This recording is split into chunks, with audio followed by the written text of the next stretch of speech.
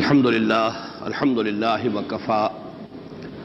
والصلاة والسلام علی عباده الذین اصطفى خصوصا علی افضلہم وخاتم النبیین محمد الامین وعلی آلہ وصحبہ اجمعین اما بعد فاعوذ باللہ من الشیطان الرجیم بسم اللہ الرحمن الرحیم قل هو اللہ احد اللہ الصمد لم یلد ولم یولد ولم یکن لہ کفوا احد صدق اللہ العظیم رب اشرح لی صدری ویسر لی امری واحلل عقدۃ من لسانی یفقہوا قولی اللہم ربنا الہمنا رشدنا واعذنا من شرور انفسنا اللہم ارنا الحق حقا وارزقنا اتباعه وارنا الباطل باطلا وارزقنا اجتنابه اللہم ربنا آنس وحشتنا فی قبورنا وارحمنا بالقرآن العظیم اللہم اجعله لنا اماما ونورا وہدا ورحمہ اللہم ذکرنا منہ ما نسینا وعلمنا منہ ما جہلنا وارزقنا تلاوته آناء اللیل واطراف النہار واجعلہ لنا حجتا یا رب العالمین آمین۔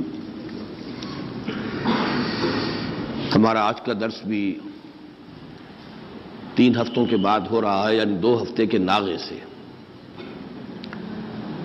البتہ اب ارادہ یہ ہے اللہ تعالیٰ پورا کرائے کہ بقیہ 2 صورتیں جو آج کے بعد رہ جائیں گی، آج ہم سورہ اخلاص پڑھ رہے ہیں، پھر معوذتین رہ جائیں گی، تو ارادہ پختہ یہ ہے کہ اب ناغہ نہ ہو، اور 1 نومبر کو جمعہ آ رہا ہے تو 2 نومبر کو ہم سورۃ الفلق اور پھر 9 نومبر کو سورۃ الناس کا مطالعہ کر کے یہ سلسلے وار درس قرآن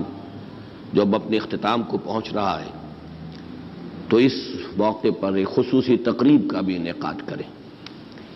اس لیے کہ اب اس کے بعد پھر اثر 9 شروع سے قرآن حکیم کے درس کے سلسلہ کا مجھے آغاز کرنا ہے،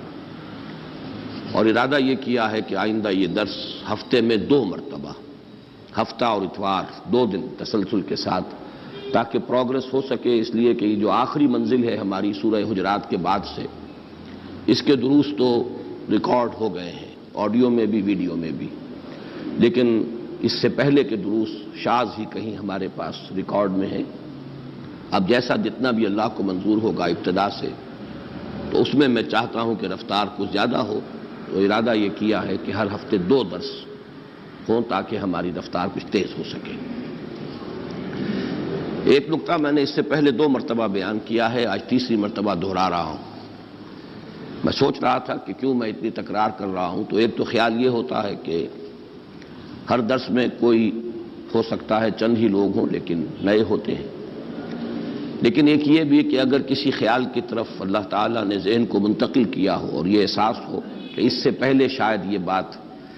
کسی گوشے کی جانب سے سامنے نہیں آئی ہے، تو انسان کو فطری طور پر اس سے ایک طبعی لگاؤ ہو جاتا ہے، اور وہ نقطہ یہ ہے کہ قرآن حکیم کی جو آخری 10 آیات ہیں، یہ ایک مکمل قرآن ہے ان منیچر، قرآن ان منیچر، ایک چھوٹا سا قرآن۔ اور یہ کیوں ہے؟ اس لیے کہ ظاہر بات ہے، وہ مصرع زبان پر آ رہا ہے کہ بزم میں اہل نظر بھی ہیں، تماشائی بھی، انسانوں میں عوام بھی ہوتے ہیں، خواص بھی ہوتے ہیں، سنجیدہ طالب علم بھی ہوتے ہیں، اور ایسے بھی ہوتے ہیں کہ جو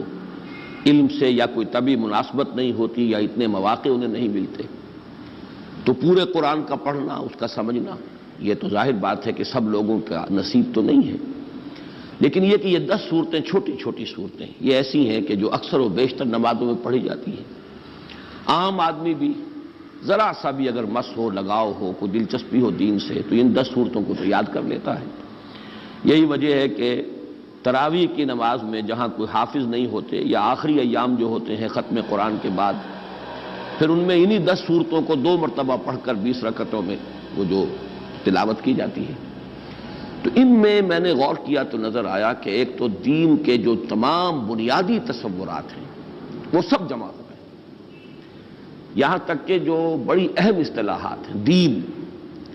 دین کا بنیادی مفہوم کیا ہے، دین کا اصطلاحی مفہوم کیا ہے، دین کی نسبت اصلاً کس کی طرف ہے، مجازی نسبت کس کی طرف ہے، یہ سارے معاملات، رب کا مفہوم، ربوبیت کے تقاضے، یہ تمام عبادت